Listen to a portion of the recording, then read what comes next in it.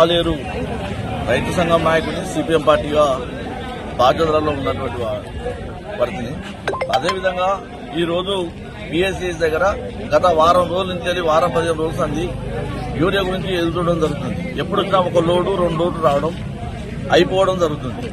మరి ఈ యూరియా లేకపోవడం వల్ల పండించిన దున్ని నాటేసి నీళ్లు పెట్టి అది ముదురుకొచ్చింది. ముదురు తీపించాక మసాలా చల్లకపోతే అది చేను అక్కడికి వచ్చే పరిస్థితి ఉండదు.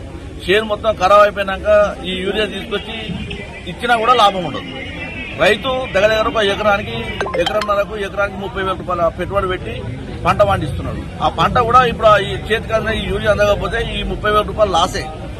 అన్ని విధాలు ఇప్పుడు విద్యుత్ కూడా అదే విధంగా వస్తుంది. రాత్రిపూట ఉచితంగా ఇస్తున్నటువంటి కరెంటును కరెక్ట్ ఇవ్వడం లేదు.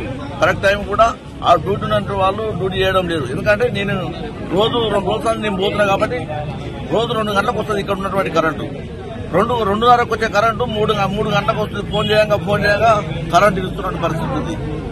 మరి ఇటువంటి రైతులకు ఈ దౌర్భాగ్యమైనటువంటి పరిస్థితి రాకూడదని ఇక్కడ ఉన్నటువంటి ఎమ్మెల్యే బాధ్యతగా తీసుకుని రైతులకు యూరియా ఇప్పించే దశగా ఆయన చర్యలు ఉండాలని చెప్పి కోరుకుంటున్నాం.